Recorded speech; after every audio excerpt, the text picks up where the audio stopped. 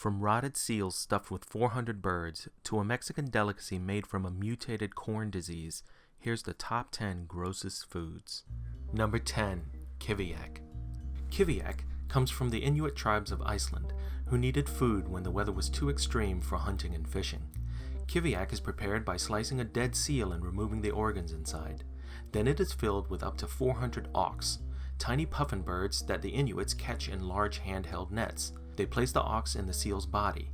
Then they stitch the seal shut and bury it in the ground for several months. Then it is taken from the ground, cut open and eaten raw. The juices that ooze from the bird act as a preservative for the meat, giving it a rotten yet sweet aroma like Limburger cheese. The Inuits consider kiviak a delicacy and serve it at weddings, banquets, and holidays. 9. Civet coffee or KOPI LUWAK. Civet coffee is named after a feline found mostly in Southeast Asia. The civet has evolved with keen eyesight for hunting at night and eats both animals and plants, specifically a certain kind of cherry. The civet consumes the cherries whole, digesting the outer sweet fruit and passing the seed coffee beans through their feces. During the harvest, farmers collect the civet feces, pick out the coffee beans, then rinse and roast them. The coffee is one of the rarest in the world, and the wild civet coffee collected in the jungles of Vietnam can cost upwards of $6,000 per pound. 8. Canned pork brain. The southern U.S. is known for a lot of unique country cuisine, but the most unique food has to be pork brains. Eaten usually at breakfast, pork brain became a staple food in the South when poor country farmers could only afford offcuts of meat and other parts that were not desired by the middle and upper classes. Today, there is only one manufacturer still making pork brains, which they put in a can with milk gravy. The label suggests cooking the brains in an omelet and says it has a creamy taste. Number 7. Cuitlacoche or corn smut. In Mexico, the corn in some fields can become infected with the disease corn smut. Called cuitlacoche in Mexico, the fungus mostly infects the corn kernels, making them look warped and discolored like a burnt mushroom.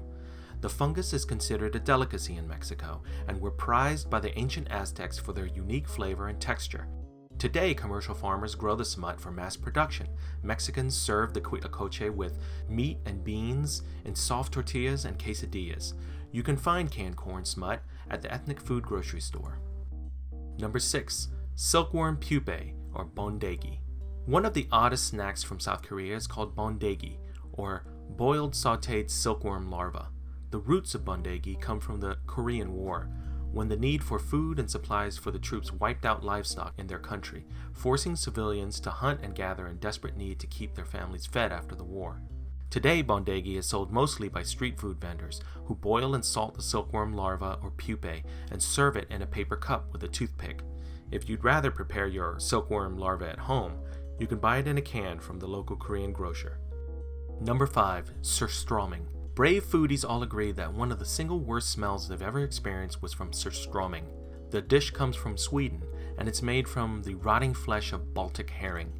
The origins of Surstromming date back to 1600s, when salt was still very expensive and not widely available.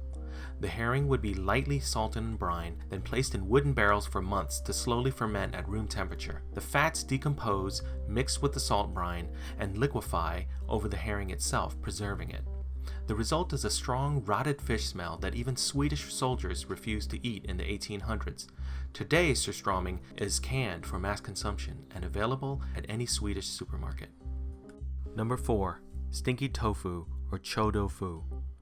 Asian cuisine relies heavily on fermented foods such as fish and shrimp as a flavor enhancer to give dishes a stronger tart, mineral taste.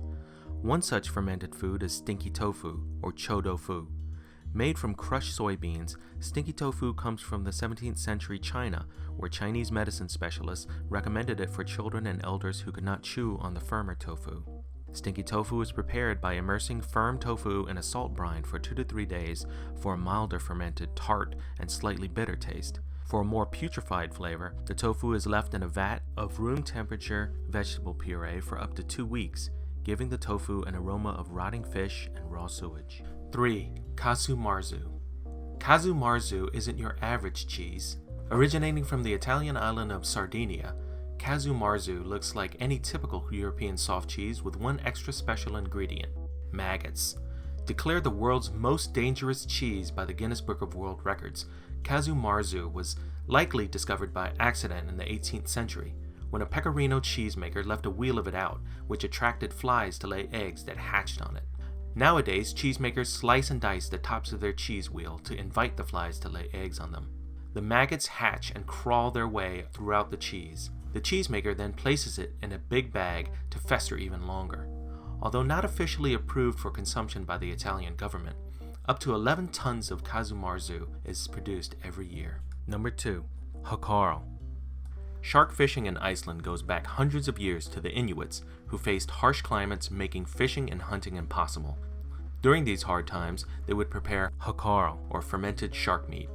Since Greenland shark is poisonous to eat fresh, the Inuits created a way to break down the toxic chemicals and make the meat safe to eat.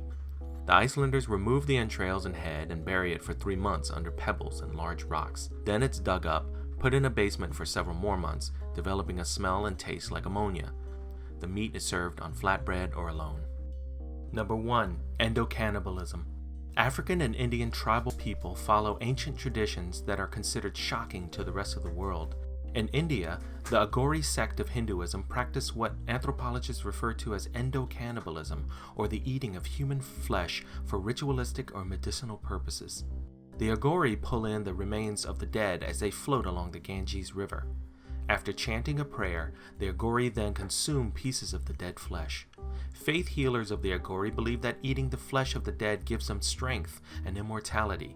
Because most bodies in India are cremated and their ashes scattered along the river, non-cremated bodies are rare and often highly decomposed, which makes consumption of the flesh an even greater health risk to the Aghori people.